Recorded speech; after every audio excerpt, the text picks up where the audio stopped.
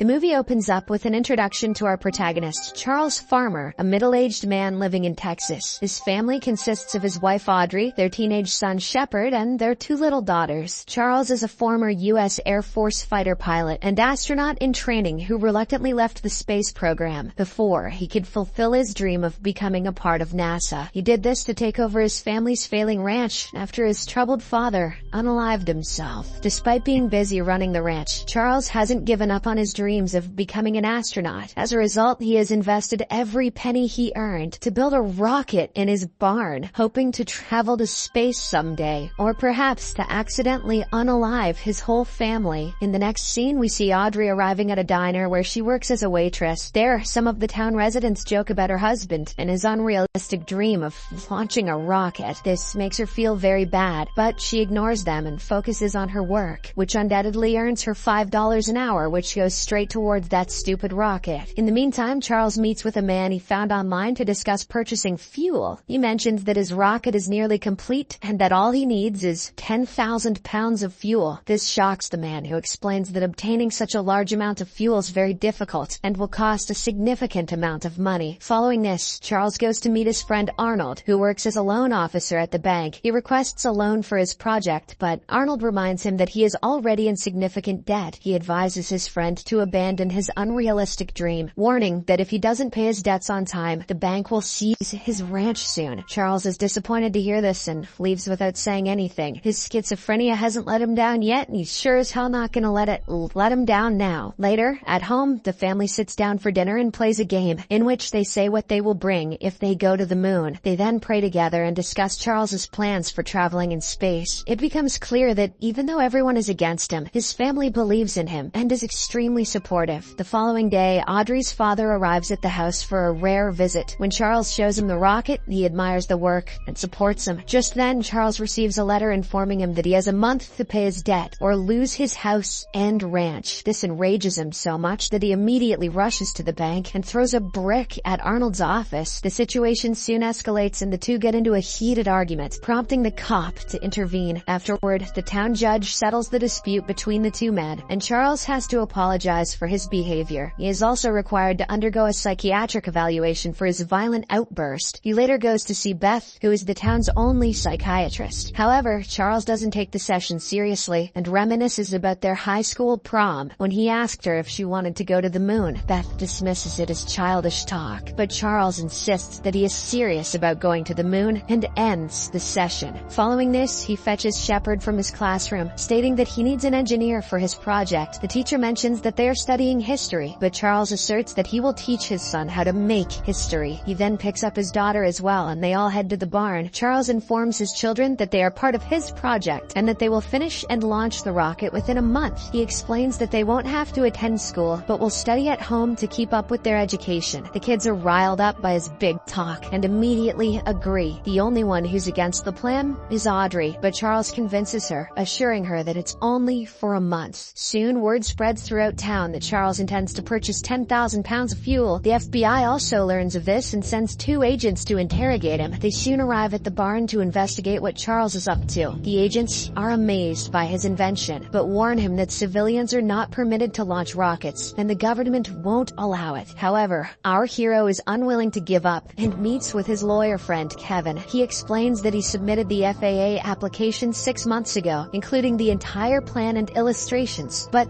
they did not intervene until now. Kevin then speculates that perhaps back then they didn't believe Charles would actually follow through with it. In the following days, Charles's popularity begins to grow, and many townspeople start supporting him. He becomes the subject of newspaper headlines and television news. His home is swarmed with reporters and curious members of the public interested in his project. Meanwhile, the 2 FBI agents stand guard outside the barn 24/7 to ensure he doesn't launch the rocket. One day, the family is visited by a man named Colonel Doug, who is Charles's old friend and an astronaut. He supports Charles's dreams and tells the family about his experiences in space. After dinner, Charles takes him to the barn to show him the rocket that he built. Doug is deeply impressed by his determination and hard work. However, he gives Charles a reality check, saying that the authorities will never allow him to fly this rocket. He asks his friend to give up and promises to get him a job at NASA so that he can travel to space the right way. You may be delusional, Charles, and scaring everyone one, but we can get you into NASA. Come on now. Upon hearing this, Charles is somewhat disappointed, as he had expected Doug, of all people, to understand. He politely declines the offer, insisting that he wants to go to space in his own rocket. Days later, Charles and Kevin meet with the U.S. government officials from the FAA, FBI, CIA, NASA, and the Department of Defense. Doug is also present among the officials. The government guys make it clear that they cannot allow Charles to launch the rocket because it could be classified as a weapon of mass destruction. They are even more concerned when they learn that his 15-year-old son Shepard has been designated as the mission leader. To make matters worse, Doug implies that Charles is mentally unstable, pointing out that his father committed the unthinkable after going crazy. Hearing this, Charles expresses his frustration about how the Americans act like space belongs solely to the government. He states that he was taught to believe in limitless possibilities, and that somewhere along the way people lost faith in those ideals. If I want to blow up my family and half the fucking town, I should be allowed to do it on a free hand. He also mentions that he and his son have been working together since Shepard was a child. Charles claims that his son is just as knowledgeable as him and is fully capable of carrying out this mission. Hearing his speech, the officials are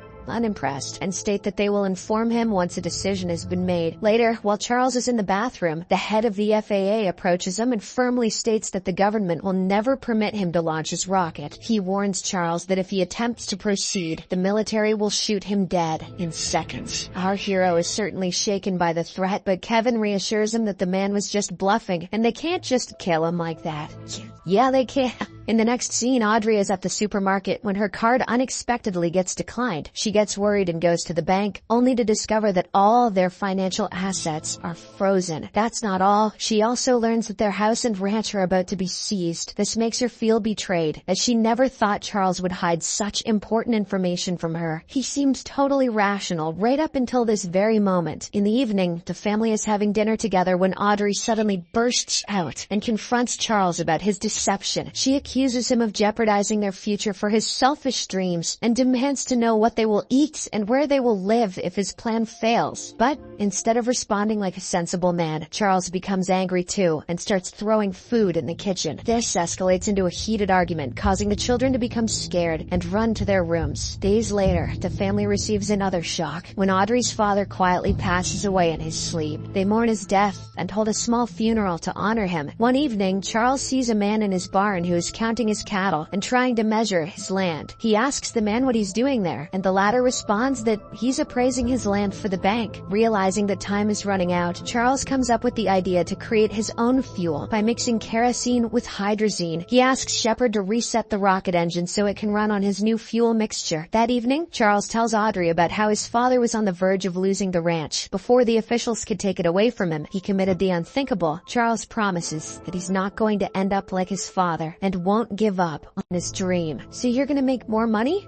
No, I'm gonna launch this goddamn rocket. The next morning, when Audrey wakes up, she finds a letter from Charles, which appears to be a goodbye note. Before she can even process this, a huge blast occurs outside, revealing that the rocket is about to launch. A huge crowd is also gathered to observe this spectacle. Charles then begins to ignite the rocket, despite not having the optimal substitute fuel. However, after ascending only a few feet, the rocket descends back down. He falls over and the rocket skids horizontally, causing a huge explosion. In the aftermath of this incident, Charles is rushed to the hospital. Although he manages to survive, he is in very bad condition and will take a long time to recover. When he wakes up, he feels terrible about what he did, but Audrey doesn't scold him and is simply relieved that he's alive. The scene then shifts to months later, where Charles is gradually recovering but depressed over the project's failure. He has now completely abandoned his dream as he doesn't want his family to suffer again. Meanwhile, Audrey meets with her lawyer, who reveals that her dad has left her an inheritance, including a trust fund for the 3 children and a substantial amount of assets. She then decides to sell everything to repay their debt. In the following scene, Audrey meets with Arnold for the paperwork, and he tells her that she did the right thing. He then starts laughing at Charles for having such silly dreams and endangering his family. Arnold asserts that Charles was never going to achieve his dreams. His harsh words upset Audrey deeply, but she chooses to remain silent. Later, Audrey meets with Charles and gives him all the remaining money she got from the inheritance. Filled with emotion, she explains that the rocket is a part of their family and that all of their children grew up sharing their father's dreams. Audrey claims that without the rocket, they're just another dysfunctional family. But with the rocket, they're a dysfunctional family led by a psychopath. So she urges him to build a new one. This gives Charles the much-needed confidence he had lost, and he's immediately on board with the plan. Starting from the next day, the family begins building another rocket in private. Charles also trains himself to survive in space and goes through several medical tests during this time. After a few months, they finally complete building the rocket, and Charles names it the Dreamer. Soon, the day of the launch arrives, but the FBI agents are still stationed outside the barn. They receive an alert that Charles is purchasing fuel again and rush to intercept him. They tail his car with police forces and eventually manage to corner him on a road. However, it turns out to be bait as they apprehend another man instead of Charles. Back in the barn, Charles successfully launches the rocket while Shepard stays in the control room to give signals. The rocket lifts off and the town residents watch in amazement as it ascends into the sky. Charles soon reaches space, where he witnesses the breathtaking scenery and sheds tears of joy. Meanwhile, the FAA's head holds a press conference and denies that the rocket launch took place. He dismisses it as a rumor, claiming that Charles is comfortably sitting at home. Back in space, the rocket's lights suddenly go out, and Charles loses all communication signals. This worries Shepard and Audrey a lot, and they desperately try to reconnect with him. Shepard informs his mother that if they are unable to reach him, he'll orbit around space and eventually run out of oxygen. While waiting for his father to contact them, he soon falls asleep in the control room. The following morning, Charles notices his ring floating in space. While attempting to catch it, he discovers the disconnected cables and repairs them. This enables him to re-establish communication and speak with his family. After orbiting the Earth 9 times, Charles finally prepares to return home. He sets the coordinates and safely lands a few miles away from his home, where his family picks him up. In the final scene, Charles is hailed as a hero by people across the country for his remarkable achievement. The movie concludes as he appears on a popular late-night talk show for an interview, while FBI agents watch from the audience and applaud him. The moral of this story is that you should support your family, even if they plan to bankrupt you and kill half the town.